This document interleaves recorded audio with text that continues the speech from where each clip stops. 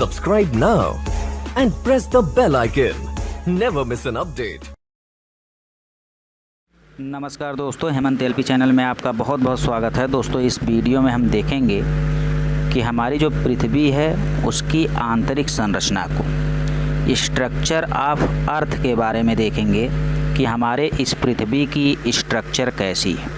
दोस्तों, जैसे यहाँ पे इतने भाग को अगर हम पृथ्वी से काटें, देखिए पृथ्वी है और पृथ्वी से हम इतने भाग को काट के यहाँ पे अगर आपको दिखाएं तो जो एकदम सेंटर में होता है एक गोलाकार टाइप, उसे हम कोर कहते हैं और जो दूसरी परत होती है उसे हम लोग मेंटल कहते हैं और जो एकदम ऊपरी परत होती है उस ऊपरी परत को हम क्या कहते हैं, क्रस्ट कहते हैं या भूपर्पटी कहते हैं।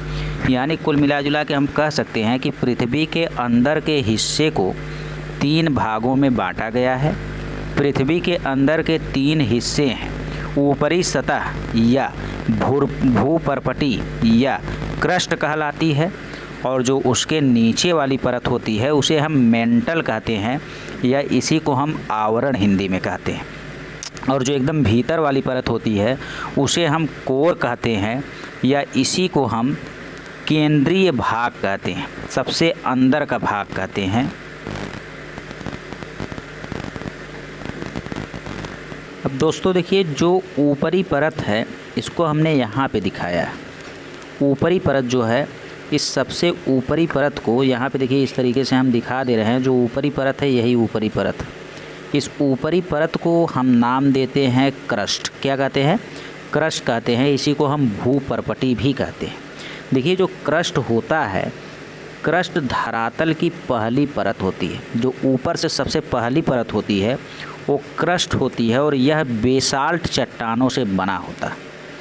और क्रस्ट में जो है प्रधानता होती है, अगर पूछेगा कि किसकी प्रधानता अधिक होती है तो वह ऑक्सीजन तत्व होता है जिसकी प्रधानता क्रस्ट में सबसे अधिक 46% या 46.80% होती है।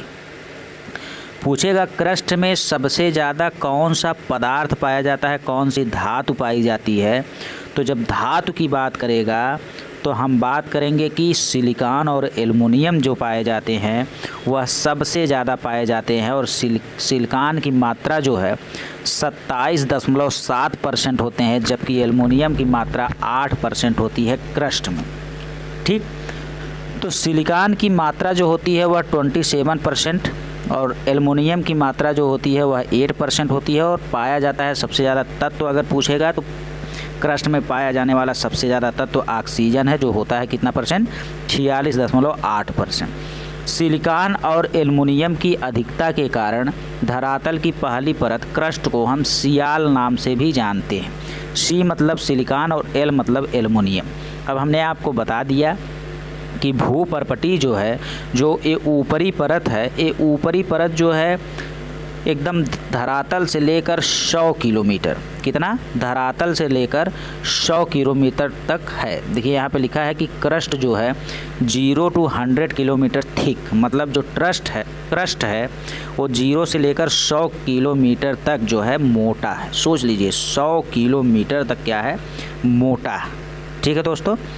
अब अगर आपसे पूछ लेगा कि क्रस्ट के कितने भाग होते हैं, तो क्रस्ट के एक भाग होता है जिसे हम सियाल कहते हैं या भूपर्पटी कहते हैं। तो आपको पता चल गया कि भैया भूपर्पटी जो है वह 0 से 100 किलोमीटर है। ठीक है। उसके बाद आते हैं दूसरे परत पे, तो दूसरे परत का नाम जो है मेंटल है। क्या है? मेंटल है। 100 किलोमीटर के बाद आप आएंगे तो कुछ दूर आपको मिलेगा क्या, मेंटल मिलेगा। क्या चीज़ मिलेगा? मेंटल मिलेगा। तो मेंटल को हम मध्य स्तर कहते हैं। आपसे पूछेगा कि पृथ्वी के मध्य स्तर को हम क्या नाम देते हैं, तो पृथ्वी के मध्य स्तर को हम मेंटल नाम देते हैं। क्या देते हैं? मेंटल नाम देते हैं। मेंटल में सिलिका और मैग्नीशियम की प्रधानता होती है, इसलिए हम मेंटल को सीमा नाम से जानते हैं। क्या कहते हैं? सीमा नाम से जानते हैं। ठीक है। अब देखिए यहीं पे क्रस्ट व मेंटल की जो सीमा होती है उसी को हम कहते हैं असंबद्धता। क्या कहते हैं? मोह असंबद्धता। जो क्रस्ट और मेंटल की सीमा होती है, ये जैसे यहाँ पे क्रस्ट है और क्रस्ट यहाँ तक मान लीजिए है, ये वाली लाइन क्रस्ट की है, तो क्रस्ट और यहाँ से सीमा है और इधर से क्रस्ट है, तो क्रस्ट और सीमा के बीच की जो लाइन होती है उसे हम मोह असंबद्धता कहते हैं। क्या कहते हैं? मोह असंबद्धता कहते हैं। तो दोस्तों इस तरीके से आप जान गए कि क्रस्ट और सियाल का जो सीमा होता है उसे हम मोह असंबद्धता कहते हैं। यानी आप डायरेक्ट भी कह सकते हैं कि जो सियाल और सीमा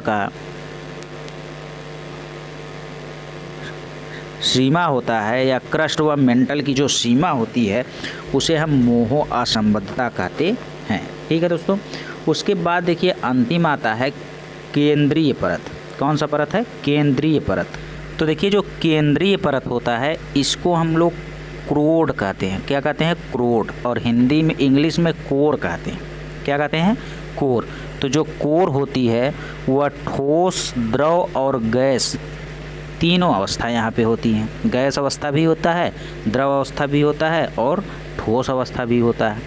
अब यहाँ पे देखिए निकिल और आयरन, निकिल और फेरस की मात्रा यहाँ पे बहुत अधिक होती है, इसीलिए इसे निफे नाम से हम क्या करते हैं? जानते हैं। क्या करते हैं? निफे नाम से हम जानते हैं। अब यहाँ पे देखिए जो सियाल है और सीमा है, सियाल और सीमा को मिला के हम कह सकते हैं कि ये स्थल मंडल है, यानी यहाँ पे स्थल है। और जो हम केंद्रीय परत क्रोड पे जाते हैं तो वहाँ पे द्रव और गैस की अधिकता होती है, जबकि बहुत कम मात्रा में वहाँ पे ठोस के कण पाए जाते हैं। ठीक है दोस्तों। अगर हम बात करें कि जो भूपर्पटी होती है यानी जो क्रस्ट होता है वह ऊपर से शुरू करेंगे तो 100 किलोमीटर, यहाँ पे 34 किलोमीटर टू 100 किलोमीटर भी लिखा है, तो कहीं कहीं पे आपको 0 किलोमीटर से 100 किलोमीटर मिलेगा कि यह क्या है? भूपर्पटी है। क्या है? भूपर्पटी यानी क्रस्ट, यानी पहली सीमा, पहला एकदम सबसे बाहरी भाग जो है पृथ्वी की, उसे हम भूपर्पटी कहते हैं।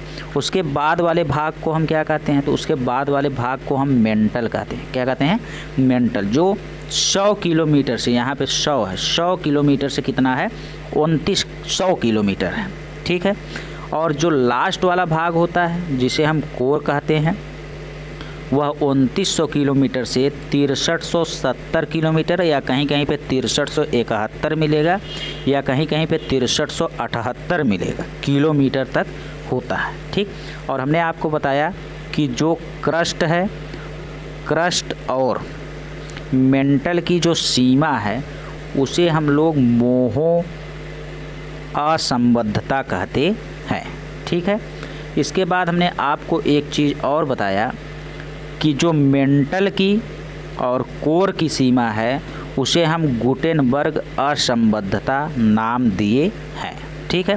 तो इस तरीके से इतनी चीज़ें आपको यहाँ से याद रहनी चाहिए। उसके बाद अगर कोई चीज़ बचती है तो उसको हम लोग बाद में देखेंगे।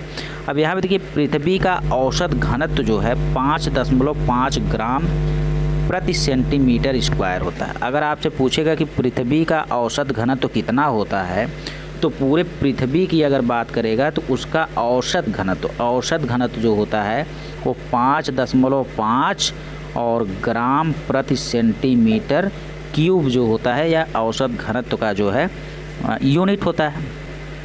वैसे अगर पूछेगा भूपर्पटी यानी जो क्रस्ट है, उस क्रस्ट का अगर आपसे पूछ लिया कि भैया जो क्रस्ट होता है उस क्रस्ट का घनत्व कितना होता है तो आप बताएंगे 2.7 ग्राम प्रति सेंटीमीटर क्यूब होता है क्रस्ट का औसत घनत्व। ठीक है।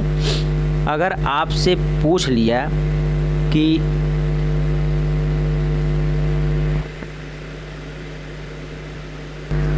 और दोस्तों अगर क्रोड का औसत घनत्व पूछे तो क्रोड का औसत घनत्व आप बताएंगे कि क्रोड का औसत घनत्व जो है 13 ग्राम प्रति सेंटीमीटर स्क्वायर है, कहीं कहीं 13.6 भी आपको मिल जाता है। तो इस तरीके से आप इन सब चीज़ों को अच्छे से पढ़ के और अच्छे से क्या करेंगे, याद रखेंगे। ये सारी चीज़ें आपके एग्ज़ाम में पूछी जाने वाली हैं और इससे ज़्यादा कुछ पूछ नहीं सकता है। बस थैंक यू दोस्तों।